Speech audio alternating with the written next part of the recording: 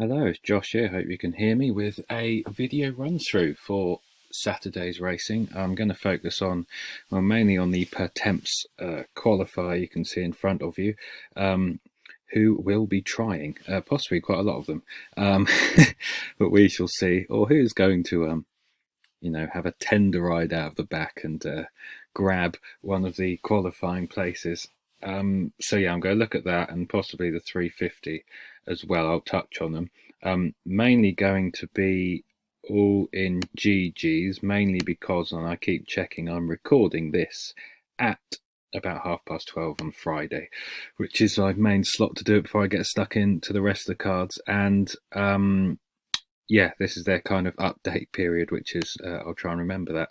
I thought it was a bit later in the day, so I can't currently see tomorrow's cards, but I'll keep checking as I chat and record. Tomorrow's post is up kind of phase one. Saturday's post, which is obviously long-suffering readers will know, is kind of when all the stats, qualifiers, and various other bits and pieces go up. There's the showcase post. Oh, wrong there. Hold on. Doing this live. There's the showcase post here. With various different pointers for a few trainers, another angle, and the kind of stats and trends pointers and trainer records for the Pertemps, and the 3 mile or 25 furlong handicap chase, both on Saturday. In Saturday's post, there's another document where I've kind of highlighted all of the horses that hit those various stats. You can click that, and that's here. So yeah, as always, a few starting points and different pointers to help you in your own puzzle solving, which is the aim of these videos. So yeah, there's that. I'm going to focus on the 315, as I said, first of all. There's a few stats pointers there, and there's a few horses that when I ran them through Horse Race Base seem to tick them. So they may be of some interest and worth a closer look. The three, which I may touch on more than others as I've had a flick through Honest Vic, particularly Champagne Court and Manila Warrior, look kind of interesting. There's trainers to have won the race before. Hobbs has won this a few times in the past, so his are always of some interest. To be fair, won it last year. And they won at the bottom there, whose name I can't quite pronounce, for Warren Greatrex. So yes, there's that race. Let's have a look. So yes, do use that document and those different pointers. As always, the trends and stats and stuff are just pointers, and there's the ones for this particular race are kind of 8 from 11, so they may not cover the winner, of course, but some kind of guide may help you lean one way or the other. So yes, 3 miles Cheltenham. It's going to be good ground. I think the odd shower, possibly from lunchtime on Saturday. I can't think this is going to go worse than good to soft. Obviously, I'm recording this before the first race of the afternoon on Friday, and the times may tell us plenty. If I click the Instant Expert, which is always worth visualizing, as is standard. I like attacking these competitive Saturday handicaps. You can sometimes see lots of green and amber, and if we had any discipline, we could scoot along to some class 4 handicap hurdle running at Kelso or something, but where would be the fun in that? So to punish ourselves and to try and solve the hardest of puzzles, obviously GGs and other tools, Horse Race Base and things can help. So yes, there's the visualization. As always, from those of you who have watched this before, we have the winning form against the various conditions here, the going class. I could just change this through to good to soft, so good through to good to soft in case there are any showers. We have the distance, field size. This is all form at the moment, so obviously you can pause that. That's winning form. Place, you can see those that have place form at the course. To be fair, Champagne Court, Manila Warrior, Goodbye Dance, and Vanateur. So those that have place form at the course in all codes at Cheltenham, always worth some sort of closer look, I would say, because of the nature of the track and the test. So that's all. We can look at handicaps, again, all codes. To be fair, not missed this time, but we can touch on him in a bit. Champagne Court does interest me. He was a losing tip at Cheltenham, one of many and they always stick in the mind and kind of loiter in the puzzle solving memory to try and get back lost stakes. But I'll touch on him in a moment, because he's definitely worth a horse worth following through the season, whatever he does in this race. Minella Warrior is interesting. You know, you've got all the class kind of placed down here as well, kind of proven class 2. You know, plenty of horses that haven't ran at the track before in handicaps and generally, but some of them may relish it and might be what they've wanted, this kind of stiff climb to the line. I can sort this by handicap, hurdle, win and place, and we can see there, you know, I haven't done this before. You can click on the kind of inline on these different sections and see how the form was achieved, which is obviously rather useful. So you can kind of click that and I can suddenly see all of To Be Fair's runs at the track, which is always of some use there. He obviously looks solid, but he is 10 now. We can go on the place, say, I can look at Champagne Courts. That was placed in, I think that must have been the Martin Pipe Hurdle, March 2019, staying on. That run interests me off 126. I'll have a look at him a bit closer in a minute. You know, and so on and so forth. Vanuatu, where was that? November 2014. He's getting on a bit now, isn't he? Bless him. Goodbye Dancer. Some of those kind of efforts there, etc. So on and so forth. So that's kind of win and place and handicap hurdles in conditions. Again, you can obviously pause that, do what you want with it, really. Like I said before, obviously there will be some horses in this that are making their way back up or making their way up the handicap ratings and scales, and then won't be proven in conditions but may improve for it, and that's obviously part of our puzzle solving mission. We can look at handicap marks. Now this is just against their last winning mark. To Be Fair's £3 above, now on 152, 10-year-old. Honest Vic £9 above. Champagne Court, I'm not sure, has a handicap hurdle win to his name. I have to check, which is why that's probably blanked out like that, of 134. So on and so forth. Minella Warrior's on his last winning mark of 133 in handicap hurdles. That's interesting.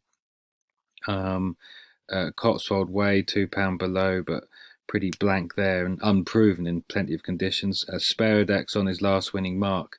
Does he stay kind of 3 miles around here over hurdles? That's a question for his aging legs. And yeah, and quite a few others are above their last winning marks, which is obviously always of some interest to some point. What else have we got here? So yeah, we've got the race card. As always, you can kind of note the horses doing different things differently down in class. First run after a wind op. Those that have headgear on, up a couple of classes there, up one class. You quickly get to see who's doing something differently and I suppose make a judgment on whether that may inspire or bring about improvement, or else it gives them a question and gives them something to prove, and then you're judging those knowns and unknowns against the price. Henry Daly's in form. The green 1430 is always useful. Kim Bailey's are flying along, which is always good. The fact David Bass isn't on this one and isn't here is interesting. I assume they may have something up at Kelso. So Kim Bailey's runners, well, as I say that, I'm just going to check as that's come into my mind, because Bass is the main man. Yeah, he is. He's got 2, 4. He's at Cheltenham today on the Friday, and he's up to Kelso for a couple there.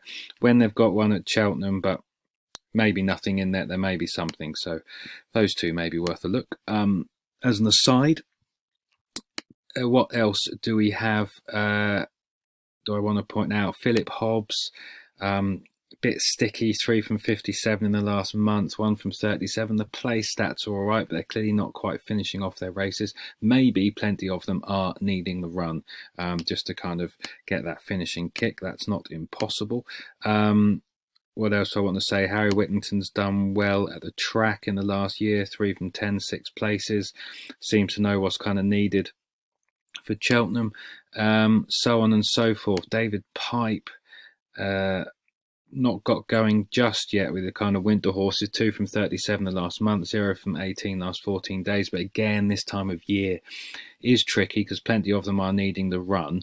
So, you can have to judge horse by horse. That doesn't necessarily mean that the yard have issues or illness or got problems as such. Plenty of them may just be needing it and look fine in their coats and are actually good, well in themselves, but simply at this stage not fit enough. Dan Skelton's is in form. His are going all right. Only 3 from 52 here in the last year, but it is Cheltenham. It's generally always competitive and it's quite a hard place to get winners. So kind of course form here is, for trainers that is, isn't necessarily as important for some other tracks just because of the nature of the beast, and obviously that will include plenty of horses run at the Cheltenham Festival, which is ultra competitive, as we know. So there are various different things you can touch on. What haven't I touched on, which may be important? Pace. Probably should have done that near the beginning.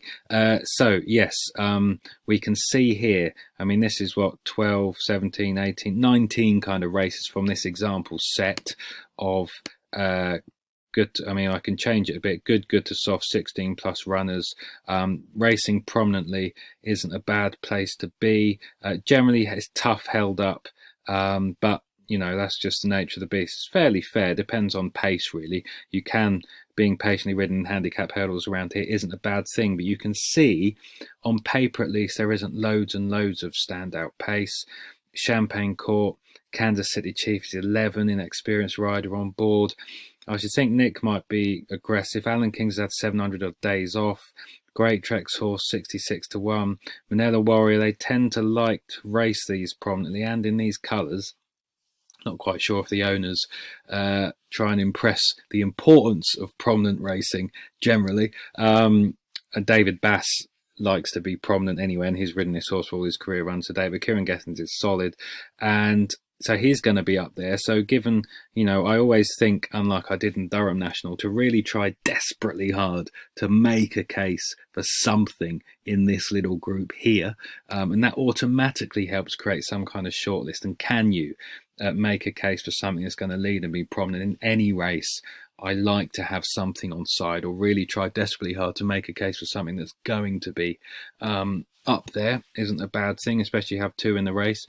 Trying to make a case for something up there is important, in my opinion. You may disagree. Honest Vic likes to track the pace and can be up there. Whether or not he's been outpaced over short before, I think this is one of his few goes over 3 miles, and he may have been crying out for it, possibly. And then you've got the ones down here do need a lot to go right. They need a lot of luck in running. Speredek can go forwards. I'm not sure whether they're trying to get his mark down. Back over hurdles over this distance, they may not be ultra aggressive because of the stamina question. So some of these are going to need luck in running. They're going to need the pace to collapse. They're going to need to make sure nothing comes down in front, or they get a clean view of their hurdles, etc. And will have to use a lot of energy, arguably from kind of 2 out, in order to kind of get up if some of these in front keep going. So they're all the kind of things you have to consider when it comes to pace. But in terms of course and distance, it's not impossible to win from back here, and they can tend to go too quick. Then I suppose you've got horse by horse, and you're trying to make a case for who's going to be here to run their race. And actually, it looks competitive in the sense you can look through some of these profiles, and I'm not sure there's anything in here that's going to be smuggled out the back in order for Cheltenham. I'm not quite sure anything's going to be good enough here. Or well handicapped enough for Cheltenham, the per temps final. So, it could be they're all here to run their race in that sense, and all here to go and kind of go as close to winning as possible. Not that I've gone through every horse with a fine-tooth comb as yet. Some of the things to highlight, I'm not a big fan of, I should have to phrase it. I like to try and see if you can make a case, maybe each way, and that's something that I'm going to try and do better, especially in 16 plus runners, where you may get, you'll get 4 places, but may get 5 and 6 places with a handful of bookmakers. Try and find either 2 on side, kind of half point each way, or 1 point win each or something. Try and make a case for 2 at decent prices in 16 plus runner handicap hurdles at Cheltenham. I personally don't want to be diving into something at 7s.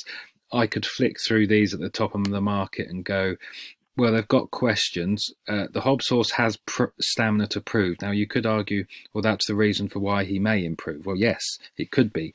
He shaped on that Silver Trophy return where we had the winner, hurrah, although it was quite a few non-runners.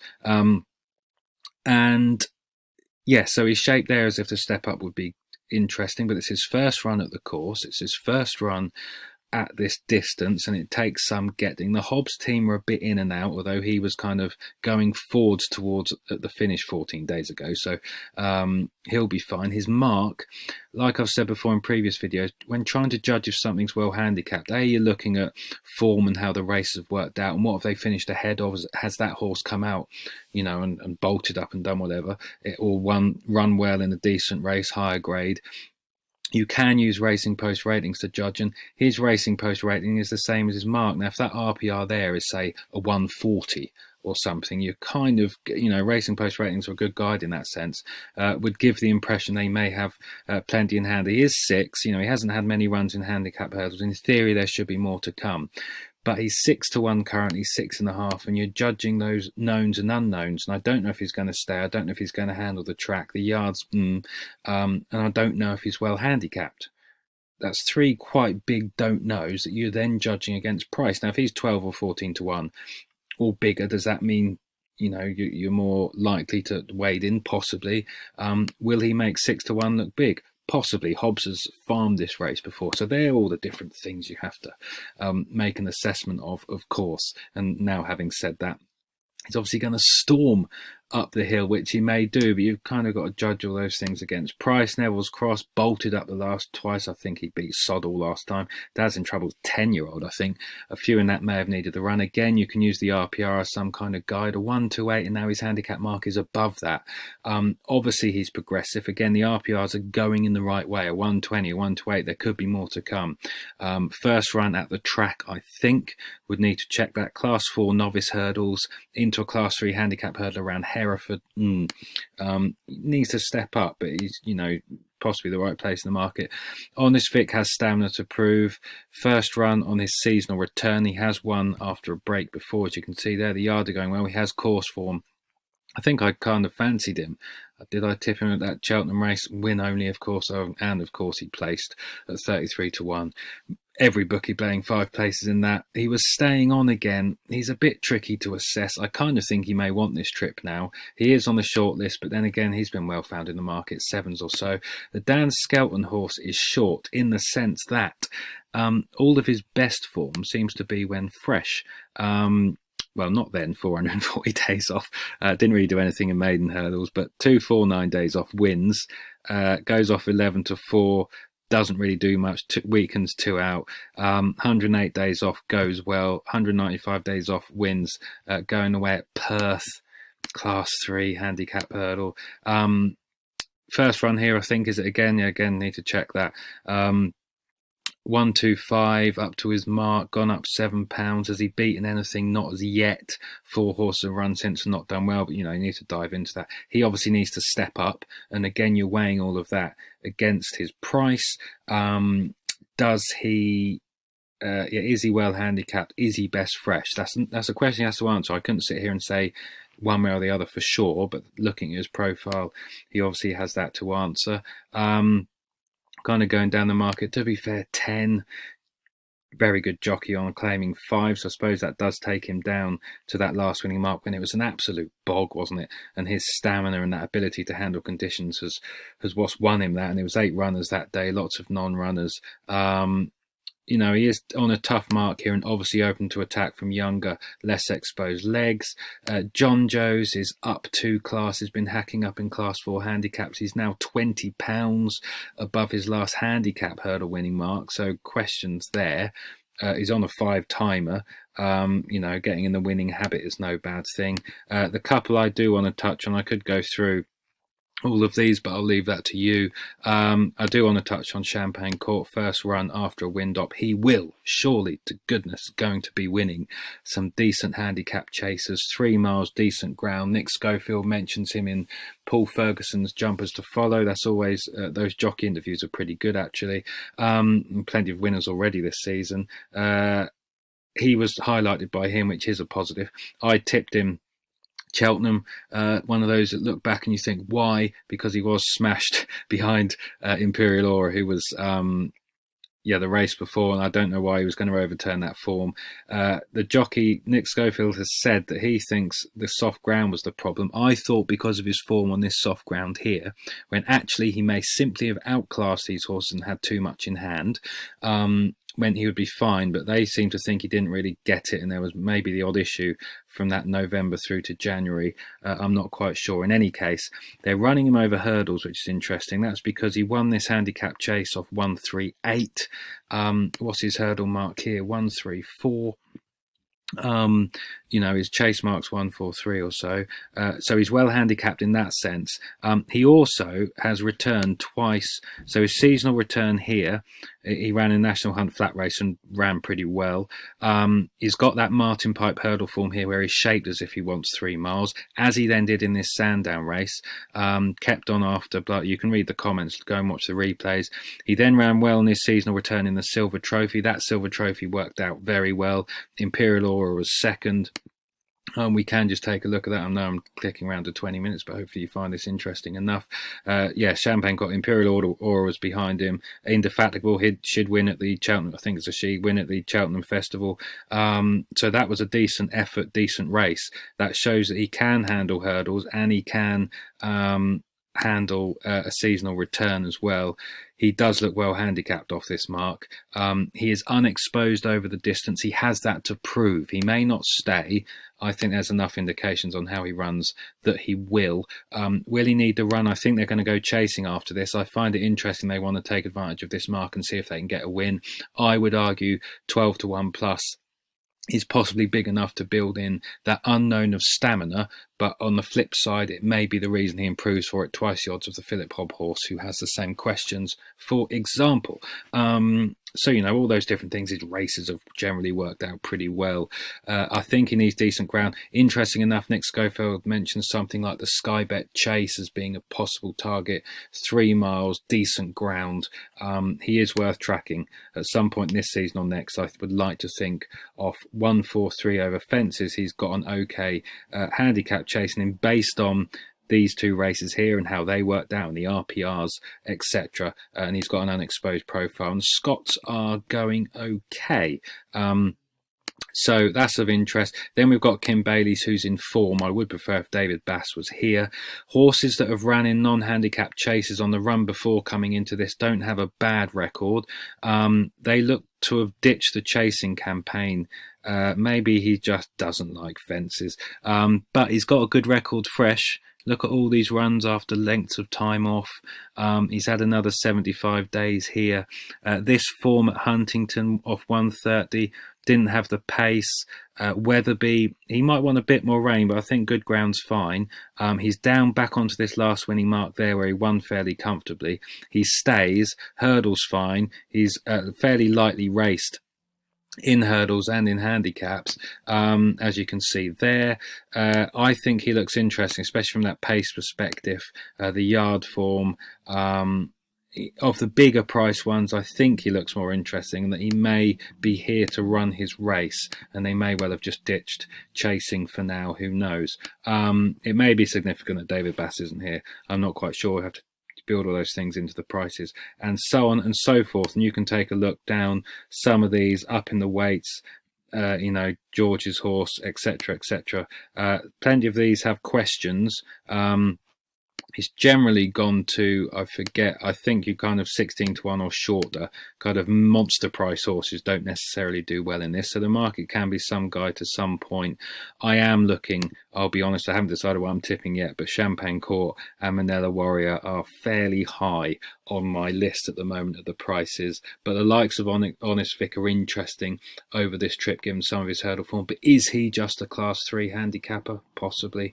I'm not sure there's anything. Then you've got the unexposed ones, the Hobbs horse, who are in form and may step forward. Skeltons, Tom Lacey's here. So you've got kind of those 3 are interesting also. But with that said, that's 25 minutes. And I'm actually going to leave that there for this race. I will quickly jump to this handicap chase, which I haven't really looked at properly yet. It's not as strong or as deep as previous renewals. You're trying to guess who is here to run their race. I think Frodon. I think Kogri. But an 8-year-old, 11, well, you can look through this form. I need to look in this in more depth, otherwise I'm probably not going to say too much interesting. But various different things there. If I just touch on the Instant Expert for you, you can see, oh my goodness, a sea of green. That's handicap chases. So yes, you can see those with kind of winning form there. Yeah, Bob Marler, decent. Is he going to be fit? Does he take a few runs to get going through the season? Possibly. Kogri, given he won this last year, I think will be here to run the race of his life, but he is 11. Cobra de May has some questions. Can Noel Williams' mare jump? Emma Lavelles needs to step up. This is a different kettle of fish to that Bangor race. Cloth Cap has a decent race in him. What are they aiming at? Are they aiming at the Scottish National again? Are they aiming at the Grand National, given the owner? Will he need the run? Will he not need the run? He's kind of interesting. He has races in him this season, and he's one to keep an eye on over fences. I'm sure he's got something in him. Maybe they will work back from the Scottish National again. Perfect Hand, that's old now, isn't he? Bless him, but might run a big race. Bob Marler would go well if fit, I think. But if you look through his profile, has taken 2 or 3 runs to get going before. Frodon can win from this mark. This trip might be what he wants nowadays. Interesting. I kind of think he might be here to run his race, but the market looks tight on this at the moment. But like I said, I haven't looked through it in enough depth yet to say anything or to steer you definitely one way or the other, which is probably also the case with that Pertemps, but a few caught my eye from the initial run through. But as always, to hammer home again, these videos are there for you to kind of use for puzzle solving missions yourselves and to try and pick up something I may have said or that you can see and visualize in front of you. So yeah, that's handicap chase, that's win, that's place. I don't think it's going to be too soft by this point, but you never know. So yeah, you've got different things you can look at there. Nothing's really below their last winning handicap mark as such. Well, last winning mark, Frodon is. West Approach above, Bob Marler Approach got that to prove. Captain Chaos, he has something okay in him from the front. He's needed his first few runs of the season. No headgear to get today, which makes me think it isn't the day, and his course form isn't great. He's one to keep an eye on if the mark drops a bit and the headgear returns. Hopefully it's not today that he puts it all forward. Kogri still above his last winning mark as 11, but handling conditions and running your race and being fit may be more important than handicap marks in this particular race today. Man of the Mountains above his last winning mark, but is progressive. He is the one, lightly raced, no shock. That's probably why he's favourite. Who's kind of going through the ranks, but first run at Cheltenham, possibly first run on an undulating track. I would have to check. Certainly this stiff. So he does have some questions, but did see it out well last time. Perfect candidate. What a horse, and what a training operation to keep him going at his tender age of, what is he now, whatever, 13 or so. So that's that. If I look at pace, again, always important. I don't really want to be on anything back here for all that West Approach. A lot of Colin Tizzards are needing it. They're not quite firing yet. You're a braver man than I to maybe back 6.5, but he does clearly have ability. He does need delivering late, and he might get the setup here. Harry wouldn't be one to ride him too cold. I wouldn't surprise me if he's got him around here. He doesn't tend to like riding chasers too far back, because he knows that to win more races over fences, you generally need to be around here. Kogri's going to be up there. Sam Twiston-Davies will only have one thing in mind. Bryony Frost over this trip might just be happy to sit off him, but she likes to get him in a rhythm. Those two are going to be up there. I'd thought they might have a bit too much pace on decent ground for Perfect Candidate. That's the same with Bob Marler. He'll be handy, but possibly not quick enough to lay up with those two. Captain Chaos, depends what they want to do. If they're holding him up out the back, then he will be here to need the run and to get his mark down. Legitimate handicapping, because he will come on for the run. Will run his race, will run his best, but will probably blow up a few furlongs out. Possibly. Or they're going to bomb on like they did in the Warwick Chase when I fancied him and he came an honourable second. So he's interesting at some point, but he's 9 now, I suppose. I don't think they'll bomb on with him, but they might. Man of the Mountain, Adam Wedge, superb jockey to follow this season. Really riding well, riding with confidence. Anything he rides is worth a closer look. He'll try and probably give him clean space, give him clean air to jump at, given first run around here. Interesting. Cloth Cap, depends what their plans are with him. He'd probably sit mid-division where that says, and so on and so forth. So that's pace. I'm ticking around to 30 minutes, which is 10 minutes longer than I wanted to, but obviously Paul Nicholls is in form. Jockey stat, you know, all those different things there. Pause and feast your eyes on those 2-year snippets or 5-year snippets or whatever. 5 years, sire snippets, 2 years. Horses for courses, 5 from 12, 7 places at Cheltenham. What a horse. So on and so forth. Cogri, head-to-head record. Interesting. We can look at that. Etc. etc. Who's got a visor on for the second time. Interesting. So yes, the ground was probably yeah, he was beaten in this last year, wasn't he? He was still an honourable third. This may not be as deep as that. The Noel Williams horse, interesting, just because I think it's a mare. Yes, she is unexposed over fences, lightly raced, so worth a closer look, but some questions. But that is one, she is one I might take a closer look at, especially her jumping, how she travels. Paddy Brennan riding, you know, better than he's ever ridden before, really. What else? Anything else I want to pick up on? John Joe can get them ready, get them fit. So yeah, they're all worth a closer look, especially records fresh after a break, some of these, because historically quite a few of them had needed it. The unexposed ones over fences are Lavelle's, are Noel Williams horses. The rest are kind of been there, done it. Bob Marler may have something else in him this season over a staying trip. I'm not sure if this will happen a bit too quickly for him. The ground completely went for him in this race last year off the top of my head. And yeah, I could go on, but you've got different things there you can pause, look at, ponder. With that said, I have been talking for far too long, but hopefully I've said at least one thing of interest. With that said, this is Josh for this week's walkthrough. I'll be back early next week with a review and a look back at a couple of these races and what we may take for the future, what targets we may be able to plot out for some of those handicappers in that Pertemps who will be going back over fences, I'm sure, and certainly some horses from this race. So yeah, with that said, there'll be tips up on the blog between 5 and 6 p.m. on Friday and possibly Saturday morning. So I've got 3 races to look at, but I should think with these 2 handicaps, I will have made a decision by 6 p.m. today, if you're watching this on Friday. And yeah, the blog post will be up throughout the week as normal. So with that said, I should say, I will take a look at a couple of races at Aintree. I'm really hoping it doesn't rain as forecast on Saturday. Otherwise, Really Super will be a non-runner. I should think we won't run her in really soft ground. I hope it stays good to soft, but I think it won't. So that'll be the end of that, which will be annoying, but there we go. But yeah, I'll have a look at Aintree and see if anything stands out. And there's a race on Saturday at Kelso, also a chase I will have a flick through. So yes, thanks for watching. Till the next time, this is Josh saying over and out. Bye for now.